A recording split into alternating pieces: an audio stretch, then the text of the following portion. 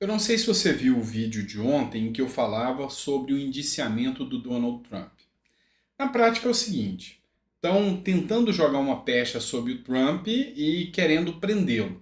Só que o tiro saiu pela culatra, acabou que o Trump cresceu demais nas pesquisas. E com base nisso, eu argumentei que aqui no Brasil, ao ver o quanto o Trump subiu nas pesquisas, eles não vão querer prender o Bolsonaro de jeito nenhum. E nesse vídeo eu também argumentei de como a esquerda costuma utilizar o mecanismo, o sistema para prender os seus opositores. Falei que acontece na Nicarágua, falei que acontece em Venezuela, falei que o próprio Biden está querendo fazer isso e aqui no Brasil também já tem a vontade do Lula em prender Bolsonaro ou deixá-lo inelegível. E por que eu estou mencionando isso para vocês e vou fazer uma análise aqui? Surgiram provas novas, dados novos sobre esse assunto. E é interessante, de vários filósofos que escreveram já sobre prisões, fazer prisões ilegais para se manter o poder, um deles que vale a pena a gente discutir é o Michel Foucault, que é um filósofo de esquerda. Ele escreveu uma obra, isso em 1975, que se chama Vigiar e Punir. Nessa obra, ele fala que a prisão é uma forma de retribuição ao mal que a pessoa fez para a sociedade, mas também é uma forma de controle social e uma forma hegemônica de manter o poder. Ou seja, a esquerda sabe muito bem usar o sistema para prender opositores. E é sobre isso que a gente vai falar nesse vídeo. Então seja muito bem-vindo, eu sou o Dr. Sandro Gonçalves, advogado, jurista, filósofo político, e é sempre um prazer poder estar aqui com você para discutir um pouquinho mais sobre política. Agora eu vou trazer para você uma denúncia que foi feita pelo Paulo Figueiredo. Paulo Figueiredo é jornalista e teve as redes sociais suspensas por uma ordem do Alexandre de Moraes. Mas ele trouxe uma pauta bem interessante que vale a pena a gente discutir aqui. Ele escreveu o seguinte: chocante. A filha do juiz do caso Trump, que pediu a prisão de Trump, trabalhou para Kamala Harris, que é a vice-presidente dos Estados Unidos, para Joe Biden, que é o presidente dos Estados Unidos, e outros democratas.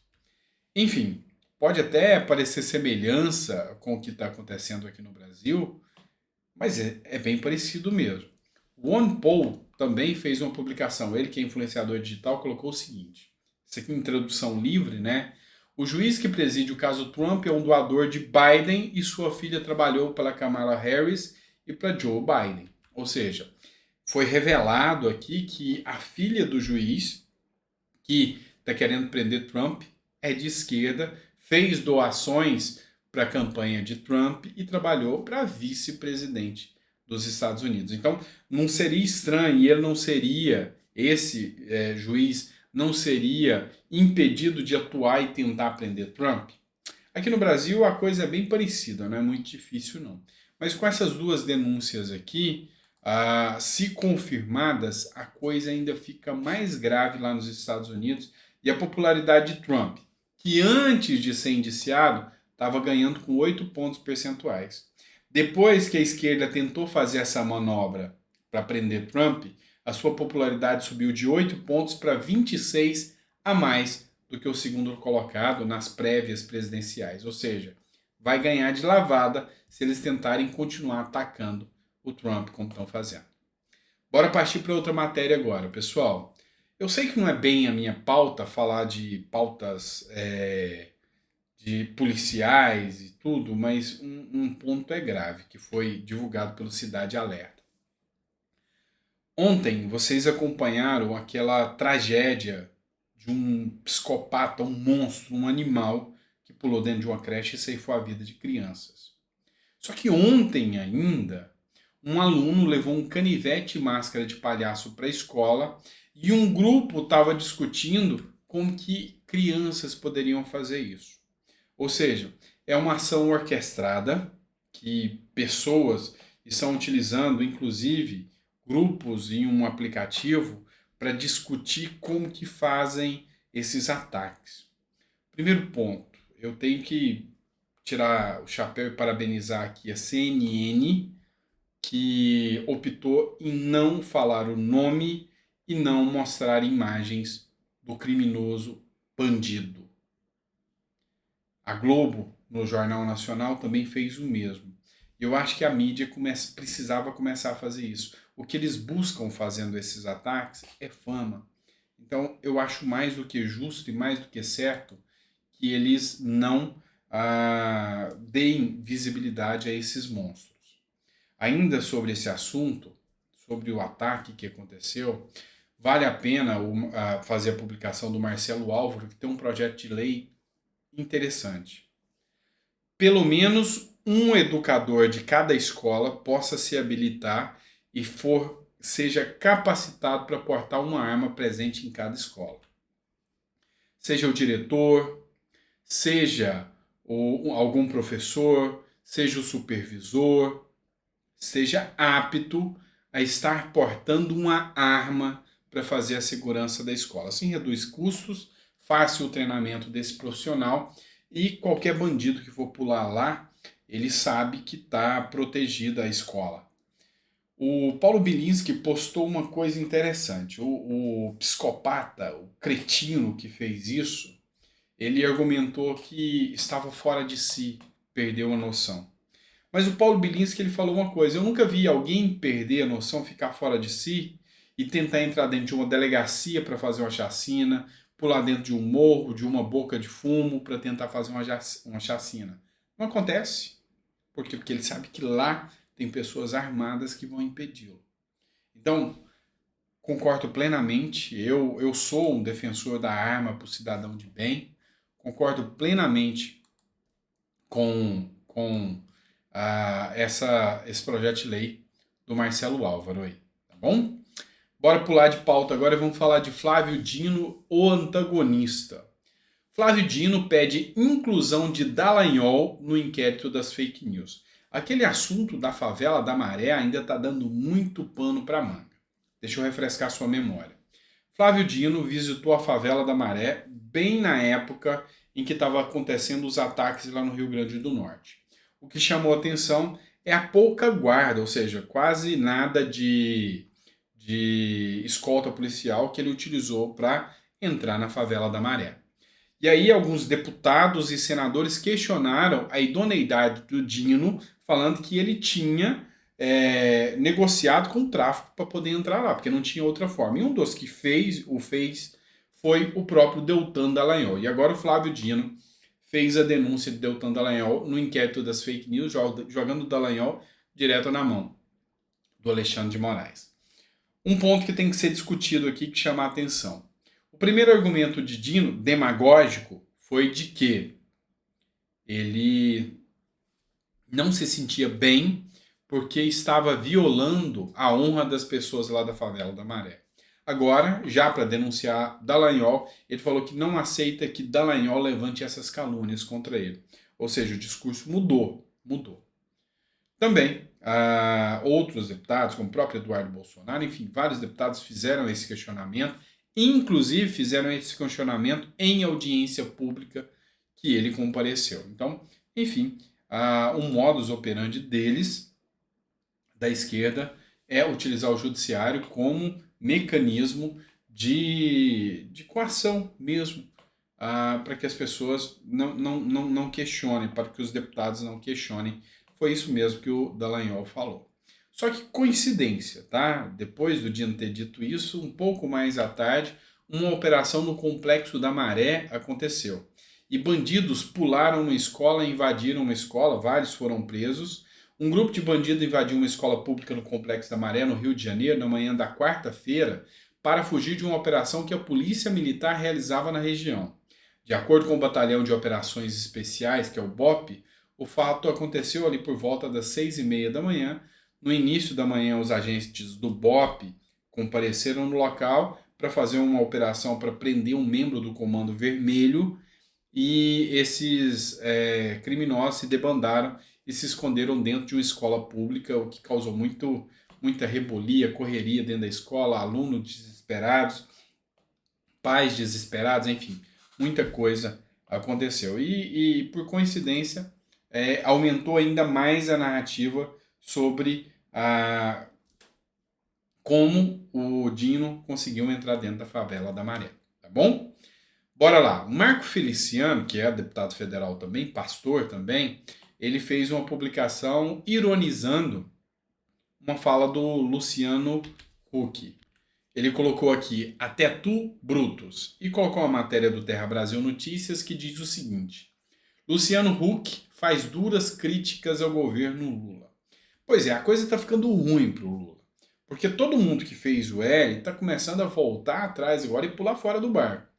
O Felipe Neto fez críticas ao Lula, Paulo Coelho fez críticas ao Lula, Armínio Fraga, que é um economista renomado, fez críticas ao Lula, o Meirelles fez críticas ao Lula e agora o Luciano Huck também fez críticas.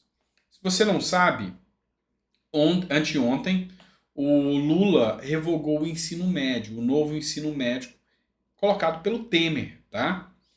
E foi um retrocesso enorme. Lembra que o governo Lula entregou a gestão da educação com os piores índices do mundo na educação. E depois, com o Temer, foi feita uma mudança no ensino médio que começou a subir alguns índices no PISA. Agora Lula vem e retoma o projeto anterior. Lula quer voltar ao Brasil de 2002. Ou seja, ele quer retroceder 20 anos atrás e quer que o Brasil volte a ser exatamente aquele mundo de fadas que o Lula vivenciou. Isso não vai acontecer e foi exatamente isso que o Luciano Huck falou sobre o governo Lula. Inclusive, chamou o governo Lula de um verdadeiro retrocesso ao falar que Lula está retrocedendo ao votar o ensino médio da forma que era anteriormente. Agora eu vou trazer uma coisa para você ver aqui comigo, que eu te oriento aí. Se você não estiver sentado, senta para não cair deitado. Se estiver nervoso, bebe uma aguinha com açúcar para ficar mais tranquilo.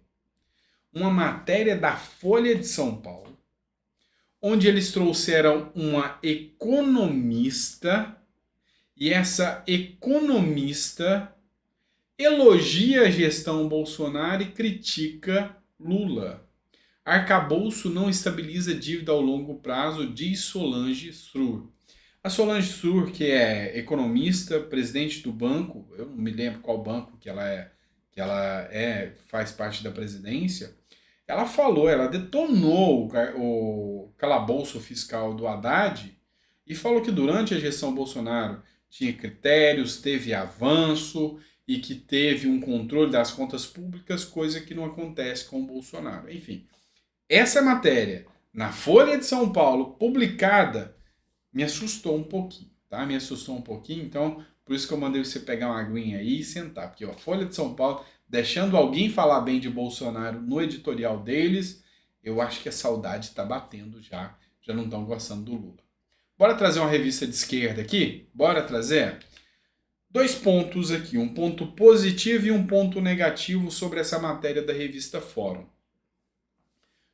O título, falando ainda sobre os ataques que estão acontecendo nas escolas. Jovens com masculinidade frágil são recrutados em grupo online para atacar a escola, diz pesquisadores. Então, o título, eu concordo.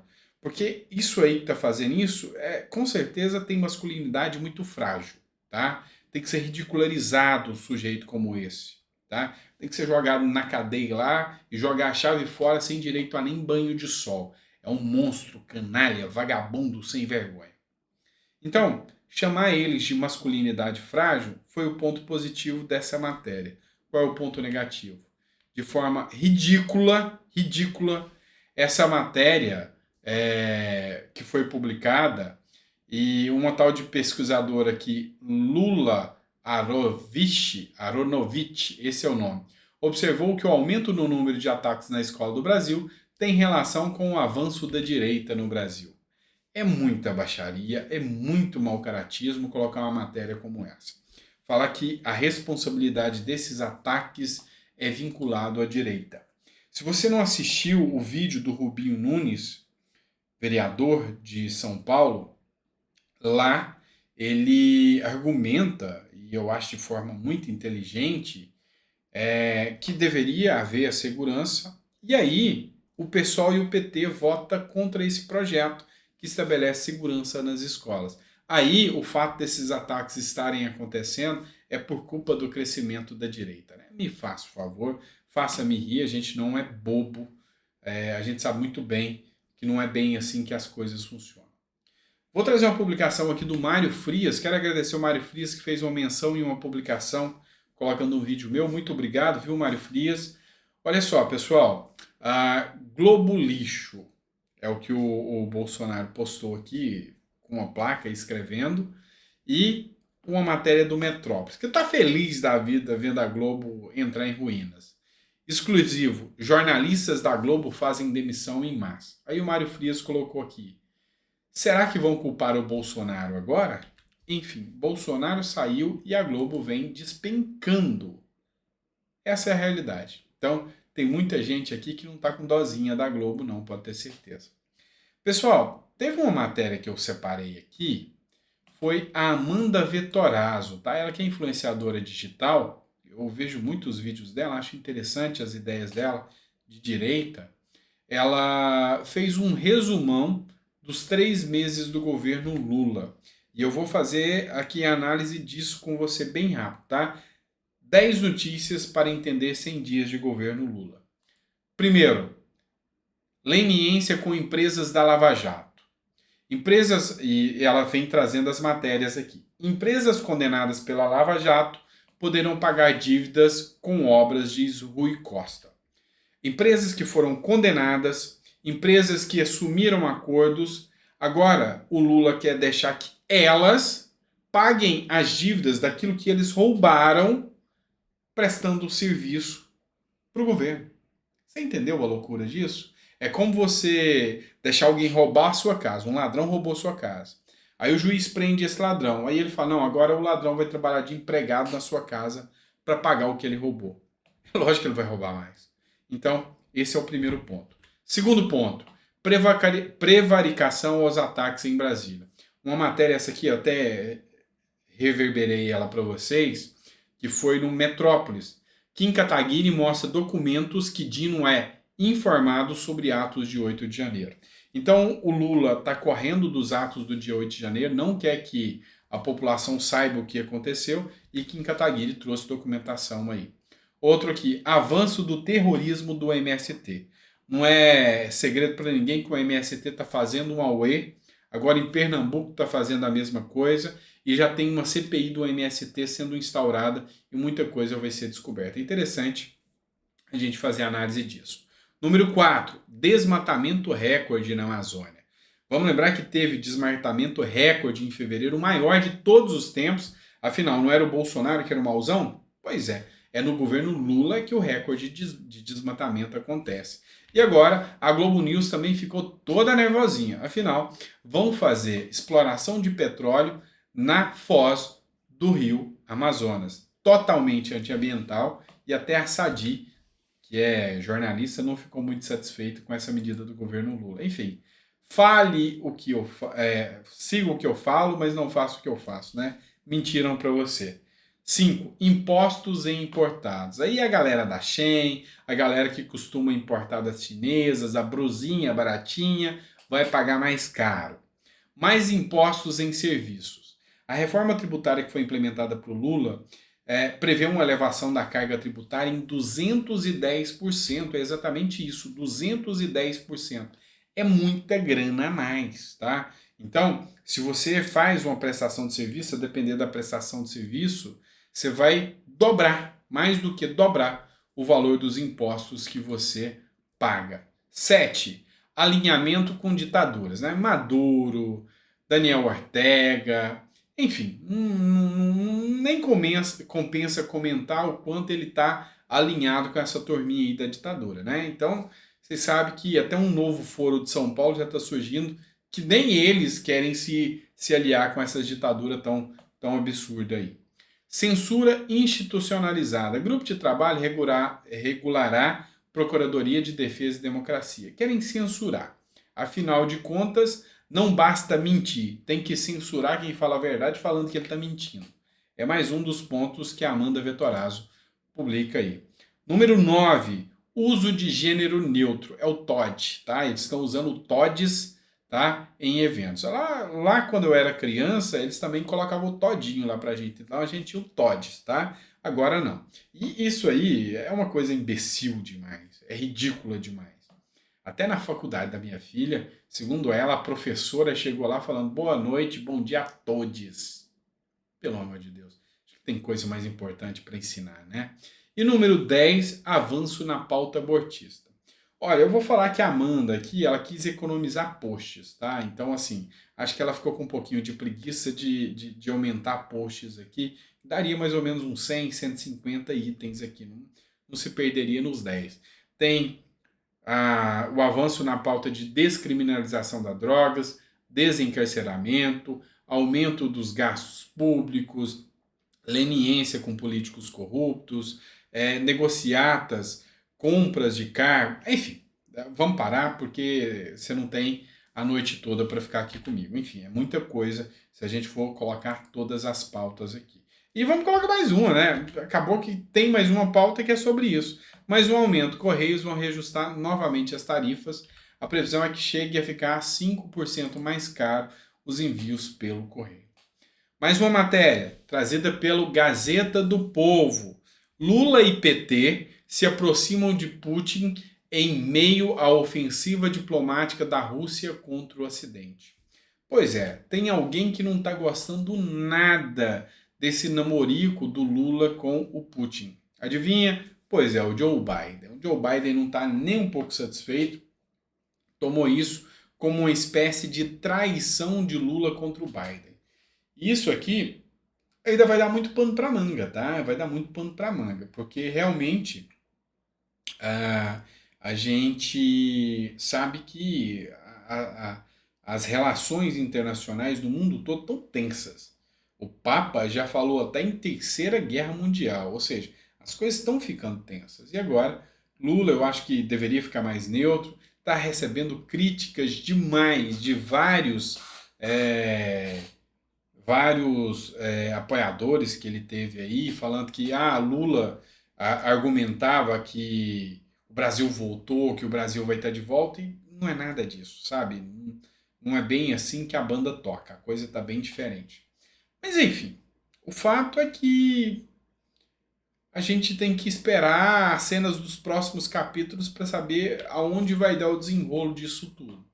Mas o fato é que a gente sabe que, mesmo nas relações internacionais, Lula está dando cada bola fora, mandando o Celso Amorim visitar Maduro, enfim, cada coisa que até quem é da ala petista mesmo, até quem é da ala esquerdista, petista não, esquerdista mesmo está pulando fora. Até a galera do PSOL está querendo montar um foro de São Paulo com o Boric e o Petro separado e nem quer papo com o Lula. Ou seja, sei não, tem muita coisa aí pra gente ver ainda nessa história, tá certo? Pessoal, obrigado por ter ficado até o final do vídeo.